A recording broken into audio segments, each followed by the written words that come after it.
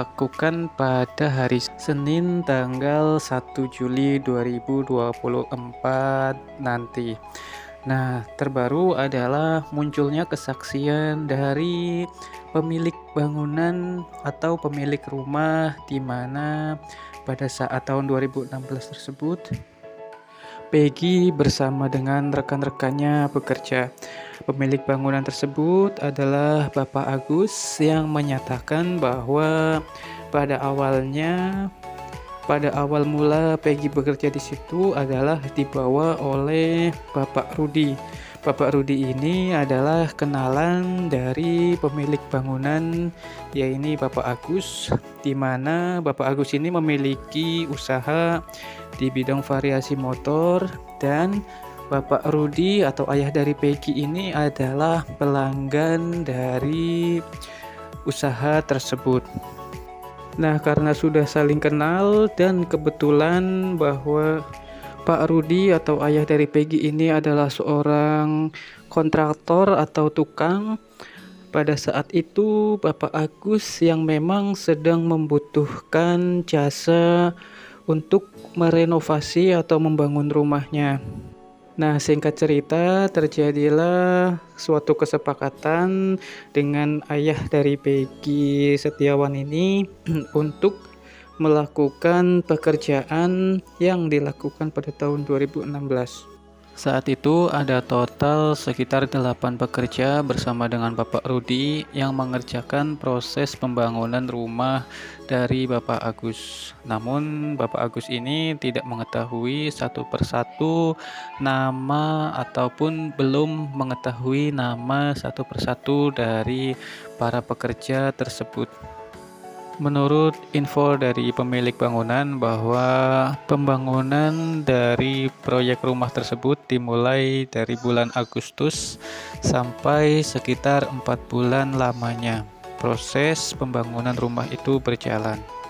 Selama kurang lebih 4 bulan bekerja membangun rumah tersebut, menurut pemilik rumah tidak ada hal aneh-aneh yang dilakukan oleh para pekerja, atau tidak ada sesuatu yang mencurigakan yang dilakukan oleh para pekerja tersebut. Semuanya biasa-biasa saja dan tidak ada laporan apapun mengenai tingkah laku dari para pekerja yang membangun rumah dari Bapak Agus ini. Dari yang awalnya tidak kenal atau tidak tahu satu persatu pekerja yang membangun rumahnya, lambat laun Pak Agus ini karena sering bertemu setiap hari sehingga mereka saling kenal dan tahu siapa-siapa saja nama dan juga wajah dari para pekerja yang mengerjakan proyek pembangunan rumahnya. Salah satunya adalah memang benar Peggy Setiawan yang merupakan tersangka dari kasus tersebut adalah pekerja yang melakukan proses pembangunan rumahnya yang terjadi pada tahun 2016. Dari informasinya juga bahwa Peggy ini melakukan atau bekerja di sana dari awal, yaitu bulan Agustus sampai dengan proyek tersebut selesai atau sekitar bulan Desember 2016.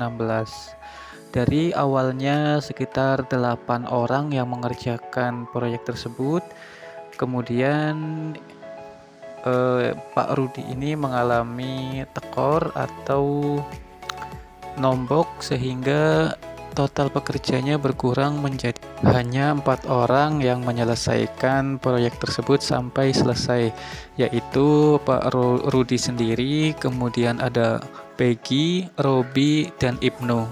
4 orang ini adalah pekerja atau tukang yang menyelesaikan proses pembangunan rumah dari Bapak Rudi, yang dari awalnya 8 orang, kemudian di tengah jalan pemilik atau kontraktor yaitu Bapak Rudi mengalami kerugian sehingga tukang berkurang menjadi hanya 4 orang tersebut.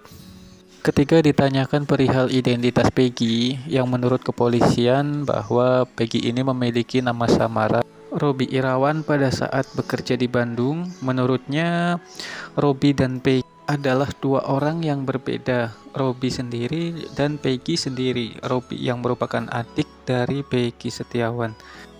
dua orang yang berbeda yang merupakan kakak beradik anak dari Bapak Rudi Irawan. Bukan merupakan nama samaran dari Peggy Setiawan, namun adalah dua orang yang berbeda. Kesaksian ini telah di-BAP oleh Polda Jabar. Ini suatu strategi Polda Jabar mengulur-ulur waktu agar berkas yang telah mereka serahkan ke pihak kejaksaan menjadi lengkap dan sudah P21, sehingga menyatakan kesiapannya dalam menghadapi proses pra-peradilan. Namun pada saat di hari H sidang, mereka mangkir atau tidak hadir pada saat akan dilaksanakan proses persidangan. Ini membuat mereka yakin bahwa mereka sengaja mengulur-ulur waktu agar berkas yang telah diserahkan ini P21 atau lengkap. Namun menurut Kadif Humas Polda Jabar, yaitu Bapak Jules Abraham Abbas, mengatakan bahwa alasan Polda Jabar tidak ikut pra-peradilan yang seharusnya dilaksanakan pada tanggal 24 Juni yang lalu karena pihak dari Polda Jabar ini ada agenda lain atau ada agenda yang sebelumnya telah dijadwalkan terlebih dahulu, sehingga mereka tidak bisa menghadiri proses pra-peradilan yang dilaksanakan di Kejati, Bandung. Menurutnya pihaknya sudah siap dalam menghadapi pra-peradilan yang akan dilaksanakan pada 1 Juli 2024 nanti. Nah, patut kita nantikan apakah sidang pra-peradilan ini akan berjalan sesuai dengan waktu yang telah ditentukan, yaitu pada hari Senin ini, ataukah akan ada kendala lain pada saat proses sidang ini berlangsung. Demikian video dari kami. Wassalamualaikum warahmatullahi wabarakatuh.